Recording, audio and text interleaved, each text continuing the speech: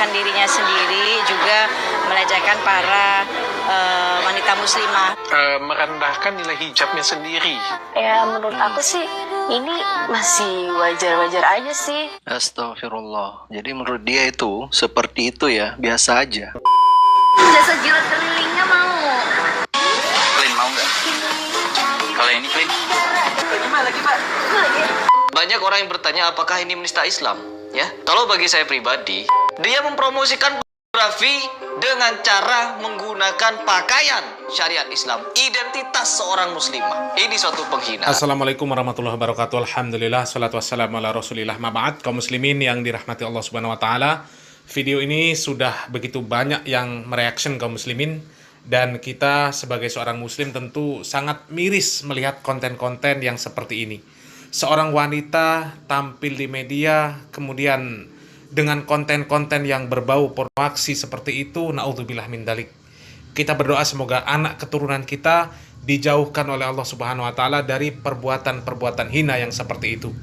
Dan itu tadi cuplikan yang saya ambil dari beberapa channel YouTube yang sudah mereaction aksi tidak terpuji wanita tersebut.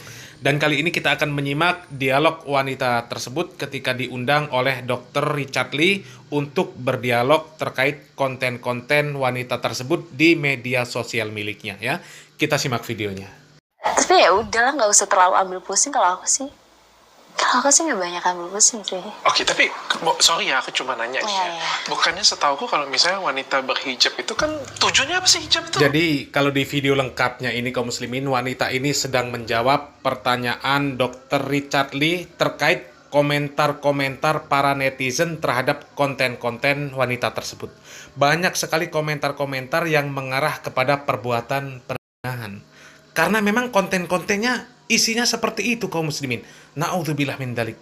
Sangat memalukan dan sangat disayangkan. Seorang wanita yang kemudian mengaku sebagai seorang muslimah, kemudian kelakuannya seperti itu. Padahal di dalam syariat Islam itu, kedudukan wanita itu sangat mulia kaum muslimin. Bahkan kalau wanita yang solihah dikatakan oleh Nabi Muhammad SAW sebagai perhiasan dunia.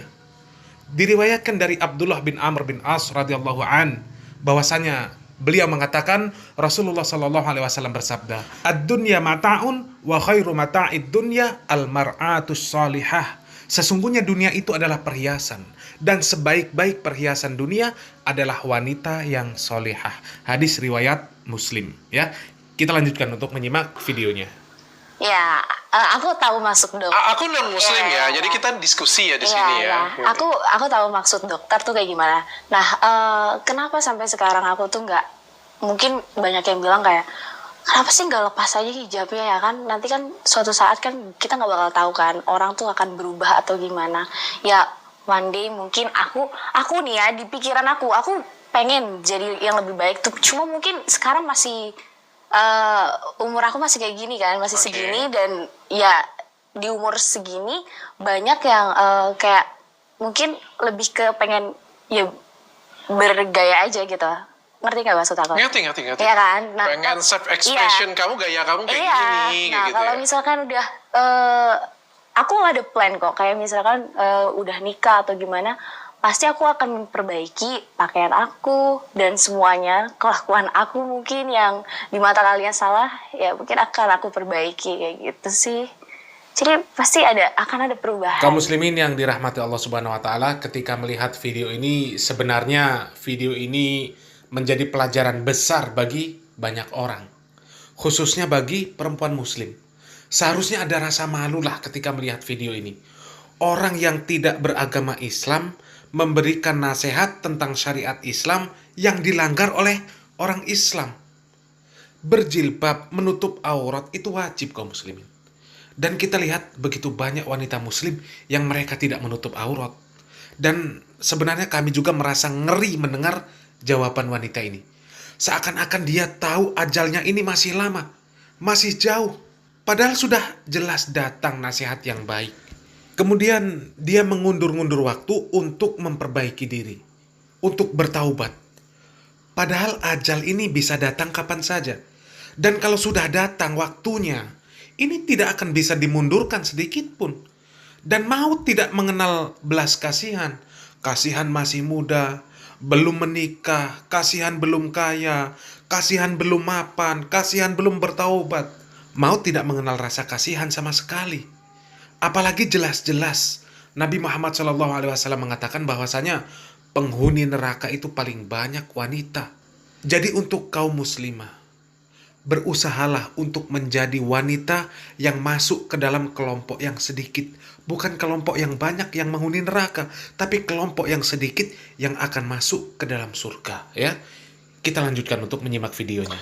Soalnya kayak gini kan, Ya. aku ngelihatnya kan ini kan ya perbaiki aku kalau aku salah ya. Soalnya kan kalau kita ngomong hijab ini kan sebenarnya simbol dari keagamaan kayak gitu kan.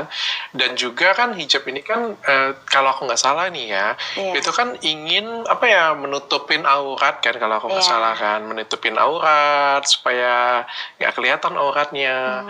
Tapi kan di satu sisi ini kamu menggunakan hijab, tapi di sisi lain kamu kan mempertunjukkan aurat kamu kan. Itu yang terlihat oleh laki-laki lah ya kayak gitu punya kan jadinya kayak apa ya, merendahkan nilai hijabnya sendiri. Mungkin nggak seperti itu? Menurut kamu kayak gimana, Clint? Ini kita diskusi ya.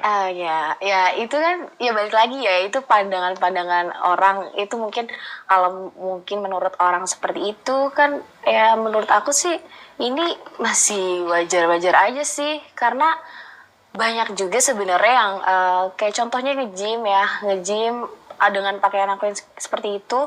Banyak juga di tempat gym yang berkerudung dan pakaiannya seperti itu. Nah, lalu kenapa nggak di komen atau gimana? Karena mungkin mungkin di tempat gym. Kalau berenang mungkin tempat kolam berenang. ya aku di gym juga kan itu. Tapi Kayak di luar misalnya dari gym kan diposting atau apa ya, pas jalan kayak gitu punya. pakai baju kayak gini kayaknya biasa aja deh menurut aku. Kayaknya menurut aku biasa aja. Oh ya, oke. Iya, karena lo nyamannya kayak gini. Kalau misalkan bajunya terlalu besar banget, terus aku kelihatannya tuh kayak bantet, terus gede gitu badannya. Jadi aku kurang suka. Oke. Iya. Tapi ada yang ngingetin nggak sih? Ada yang dari pihak keluarga atau misalnya kayak gitu? Mama. Biasa aja sih, enggak sih. Tapi mama baca komentar-komentar ya. Dia nge-follow aku. Iya, dia nge-follow aku. Kadang-kadang bapaknya di blok. Dia nge-follow aku, terus ngikutin semua sosial media aku, jadi kayaknya biasa aja. Biasa aja ya. Dari keluarga ada ngasih tahu, ngingetin gitu.